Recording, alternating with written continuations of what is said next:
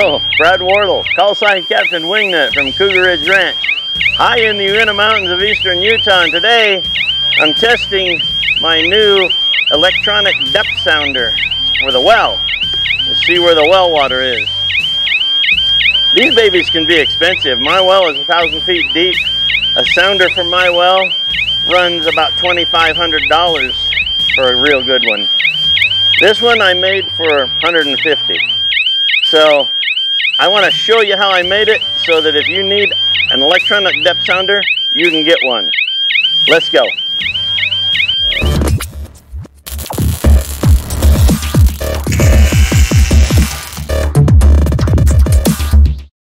Before we get too far into this video, I just want to stop and thank you so much if you're a subscriber to my channel. And if you're not a subscriber and you like what I'm creating, please subscribe. It really helps me a lot. I appreciate you all. I love letting you be a fly on the wall and watch the things that I do, and sometimes maybe even see how I think. Anyway, enough of that. Let's get back to the show. Today, I am going to build a well sounder, a well depth meter, electronic, so that we can tell how deep the water is in the well and how much the well is producing. These things are unbelievably expensive. $1,000, $1,200, $1,000 for a 200-footer. Oh my goodness, this is terrible. Our well is 1,000 feet deep. So it's just unbelievable. So I started putting my logic together, and I can build one for $100, $125. So I want to show you how we're going to do it. So the first thing I'm starting with is 1,000 feet of 2-wire alarm cable. It's a waterproof cable. It's pretty supple. It's a 2-wire cable, and that's all we need. 2-wire cable that goes down. And then I need something to wind it up on. So I went to Harbor Freight and I got this hose reel winder. And because this is a little bit of cable, I'm going to need to put some sides on this. So to put some sides, we're going to use a piece of tin. Oh, hi there. There you are in the reflection. So then I'm going to need a power source. And so I'm going to use a 9-volt battery power source, and I got this on Amazon. I'll put the link in my where I buy things. It has a switch on it all ready to go. And then I got a piezo, 9-volt piezo that we're going to use, and we're going to connect it all together. And then we're going to build the sensor for the bottom of it. So let's go build the sensor. Okay, so now I'm going to take some of this 1/2-inch inside diameter by 5/8 outside diameter water pipe, and I'm going to cut 8 inches off.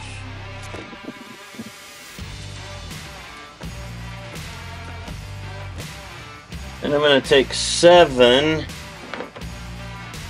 5/8 stainless steel nuts, and I'm going to glue these onto this pipe out like this, and then the wire I'm going to glue into this pipe so that it's just barely inside, so it's protected. I'll drill some holes up here so that the water can come up and touch the wires. And then I'll seal it on this side so that it can hold the weight with the glue, and we'll be ready to go.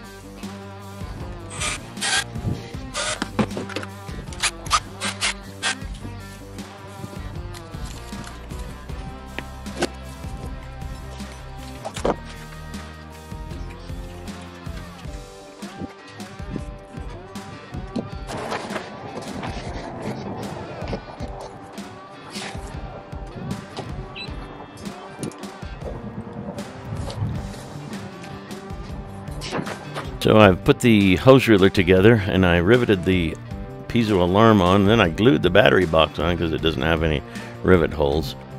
So now we're ready to build the sides, and I've got to do this twice. So I've already got this mapped out, compassed out, and showing you here how I was measuring it. And I'm just making sure that I've got everything in place so that I can duplicate this process.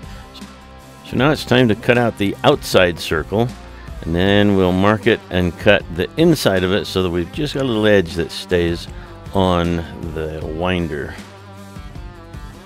Now we're going to measure and cut out the inside circle so that we've just got a little rim of an edge that will go around the inside of the winder.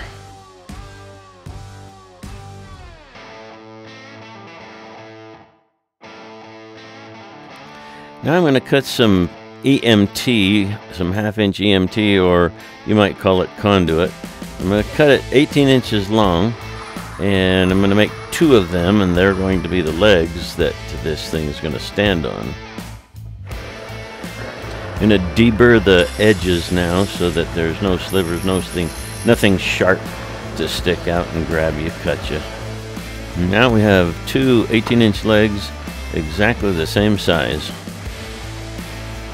Now we're going to take the conduit bender and we're going to put just a little tiny bit of a bend on the ends of each of these legs so that they flare out and give more support to the winder as it's sitting up where it'll be used.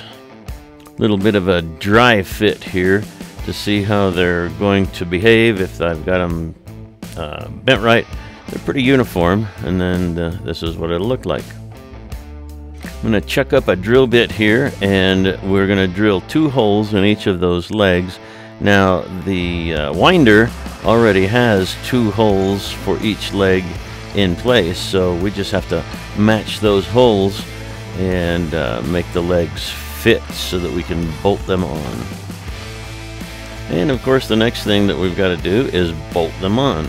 We're going to bolt them on with the bolts facing up so that the majority of the leftover shaft is up where it doesn't get down on the surface and unstabilize the reeler. The last thing you need is an unstable hose reeler to be putting this thing down in the well. You want to be up on the surface as stable as you can.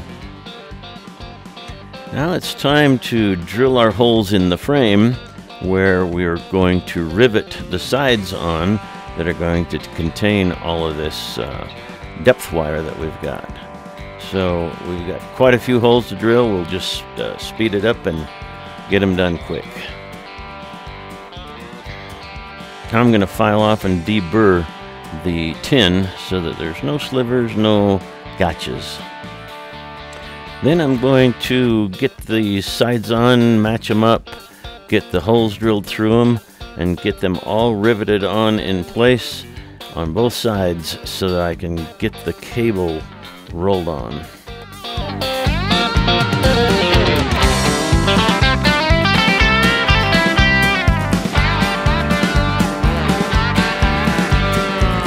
It's coming together. Piezo's on, battery's on, legs are on, and now the sides. Now we're going to get the wiring connected, and what I would suggest is that you use the red lead from the battery compartment to the red lead of the piezo alarm, and then the other 2 leads are just going to connect to your wire, and it's going to be tripped by the closure of a switch on the other end. So the next thing I want to do is I want to zip tie and lock everything down tight, because this thing's going to be going round and round, and I don't want anything to come loose or get caught. And then I'm going to wind it all up on this spool and get all of the wire out of the box and onto the spool, all 1,000 feet of it. Now this wire comes marked, so you don't have to worry about the markings on it. It's marked from the start to the finish. And so it's 0 out of the box and 1,000 feet at the end of the box.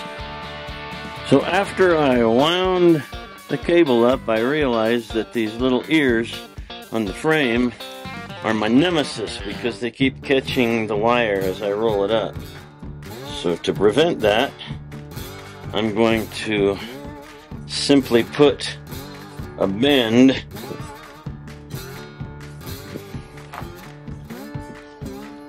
can't hold this, I need an assistant.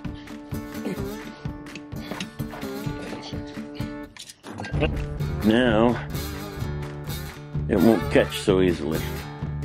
So it's all built and ready to go. I want to show you that the wires aren't here. They're recessed up in so that they don't get damaged. They don't have any false, you know, if they touch metal, they don't have any false alarms. We're going to turn this baby on. And we're going to use this this tap water simulation. I'm going to put this in, and you'll hear the alarm. Hopefully, it'll be pretty weak. Okay, so that is about what the commercial units sound like. They're very weak, and it's because plain tap water has very little salt in it, and that doesn't conduct current. And so the 9 volts that's going through here doesn't really have the amperage to be 9 volts. So when it finally gets to the piezo here, it's very, very weak. So we're going to build a new addition to this. We're going to use a different switch, and we'll kick the power up over the edge. Let's go. Okay, so the first thing that we're going to do is we're going to start with these little magnetic reed switches. I'll just get one of these out, and I'll put the link in my list of where I buy things for you. I think these were cheap. I think it was like $6 delivered for 3 of these switches, so not too bad. And the way that they work is this is a little float, and as it touches water, it will float. Let's see if I can simulate that here. It'll just float. You can see that it just comes right up to the top and floats. And what that does is it's got a magnet inside of it, and as it comes to the top, it closes a reed switch and makes the connection. Okay, before you put this together, before you glue this up, you're going to have to do one thing, and that's these sensors are made to let you know when the water goes low, below this level. You would set them at this level, and when the water drops below this level, it completes the circuit and sets off your alarm. But we need it to tell us when the water goes up. And so when the water comes up and pushes it up. So the way we do that is we simply snap off this little C-clip, and we turn this float over, and we put the C-clip back in place.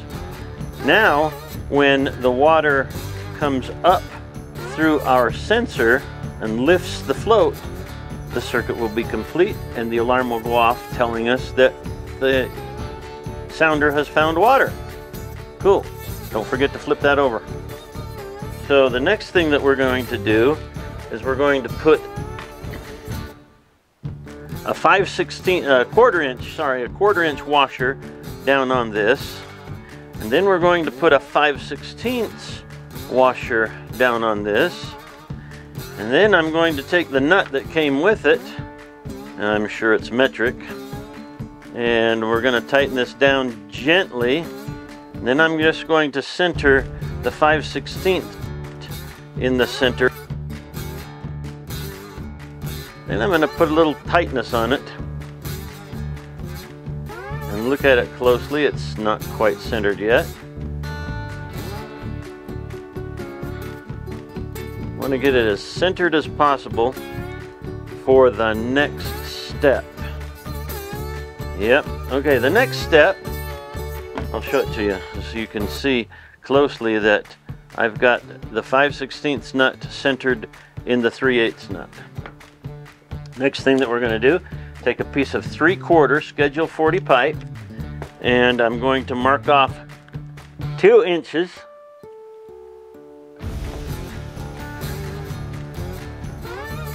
We're going to cut off a 2-inch piece of this pipe.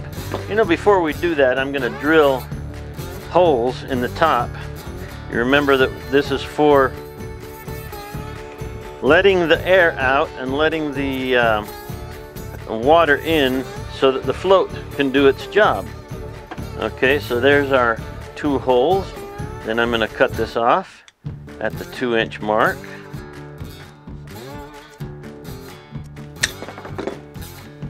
Okay, now this can go inside the 3/4 and have plenty of room for the float to go up and down. And the reason that we have the 2 washers on is because they fit right inside and keep it centered. So that will keep it centered. and I'll just glue this in place. Okay, so we've got our pipe cut and we've got its holes inside to give it some air and let the water come up in. Our little float is going to fit down inside of it, and when it's down inside there, it's not going to bump on anything going down in the well and have a false trip. It's only going to activate when water goes up in here. So now what I'm going to do is take some of my favorite glue, and I'm going to put this mess here. I'm going to put a little bit of this glue just on this washer. I don't want to get it on the float.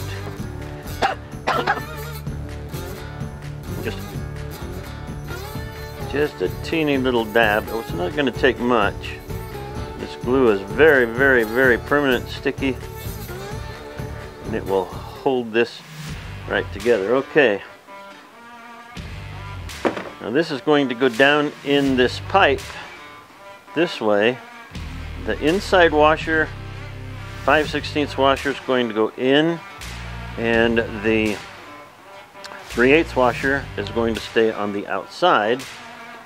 And then we're going to just make sure that it's perfectly centered so that it's not going to bind that little float.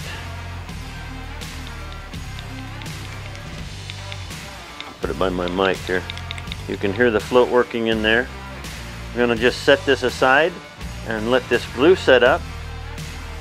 And then the last thing that we're going to do is put the wires through here, connect them, and we're going to put that nut is going to fit right inside of this pipe.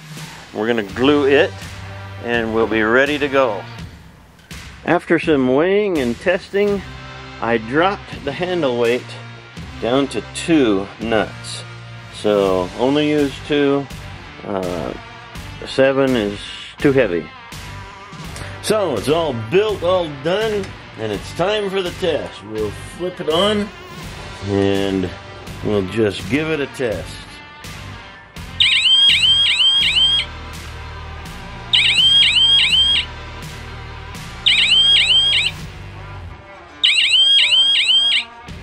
Sounds pretty powerful to me.